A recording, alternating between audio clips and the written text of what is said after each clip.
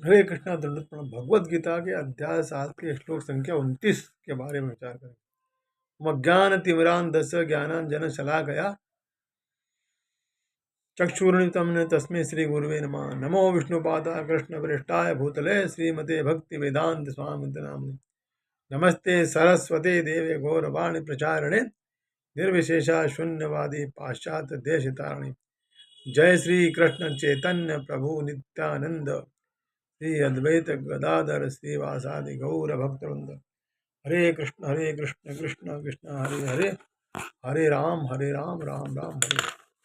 श्लोक संख्या 29। जरा मरण मोक्षाय मामाश्रित्य यतन्ति ये ते ब्रह्म तद्विदु कृष्ण मध्यात्मम कर्म चाकिलम।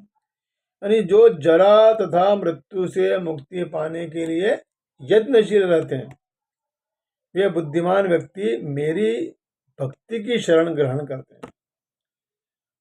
वे वास्तव में ब्रह्म है, क्योंकि वे दिव्य कर्मों के विषय में पूरी तरह से जानते हैं। यहाँ जरा यानी वृद्धावस्था और मरण से मुक्ति पाने का तात्पर्य यह नहीं है कि ब्रह्म अध्यात्म और कर्म का ज्ञान होने पर वृद्धावस्था नहीं होगी, शरीर की मृत्यु नहीं होगी।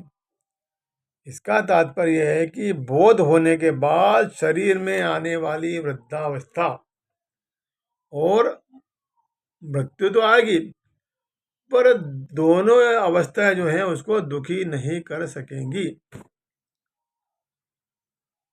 यहाँ जरा मरण मोक्षा कहने का तात्पर्य जरा मृत्यु आदि शरीर के विकारों के से संबंध विच्छेद होने से।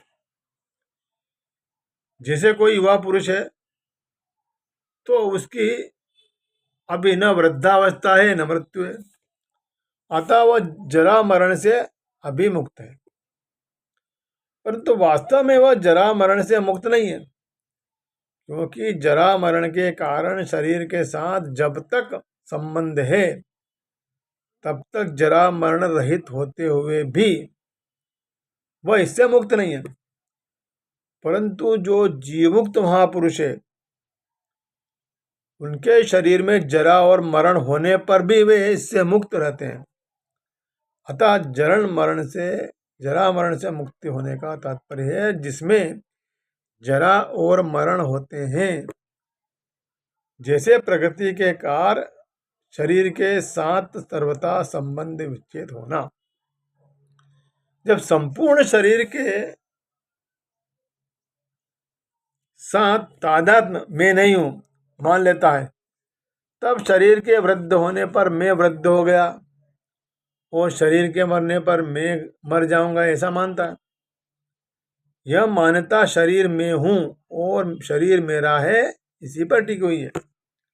इसलिए भगवान कहते हैं जरा जन्म मृत्यु जरावादि दुख दोषानि दर्शनम, अर्थात जन्म मृत्यु जरा और व्याधि में दुख रूपी दोष को देखना।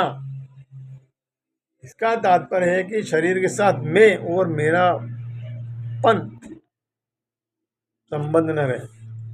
जब मनुष्य मैं और मेरापन से मुक्त हो जाएगा तब वह जरा मरण आदि से भी मुक्त हो जाएगा, क्योंकि शरीर के साथ माना हुआ संबंध ही वास्तव में उसका कारण है। कारणम गुण संगोस्य सदस्यो जन्मसु। वास्तव में इसका शरीर के साथ संबंध नहीं है, तभी संबंध मिटता है। मिटता वही है जो वास्तव में नहीं होता है, जो होता है वह नहीं मिटता। यहाँ मामाश्रित यतन्ति ये पदों में आश्रय लेना और यत्न करना, इन दोनों बातों को कहने का मतलब है कि मनुष्य अगर स्वयं यत्न करता है तो अभिमान आता है कि मैंने ऐसा कर लिया जिससे ऐसा हो गया, और अगर स्वयं यत्न न करके भगवान के आश्रय से सब कुछ हो जाएगा ऐसा मानता है, तो वह आलस्य और प्रसाद में तथा संग्रह और भोग में लग जाता है। इसलिए यहाँ दो बातें बताएंगी। शास्त्र की आज्ञा के अनुसार स्वयं तत्परता से उद्योग करें और उस उद्योग के होने में तथा उद्योग की सफलता में कारण भगवान को माने। इस प्रकार हम देखते हैं कि जन्म, मृत्यु, जरा और रोग इस भौतिक शरीर की को सताते हैं, आध्यात्मिक शरीर को नहीं सताते। आध्यात्मिक शरीर के लिए न जन्म है, न मृत्यु है, न जरा है, न रोग।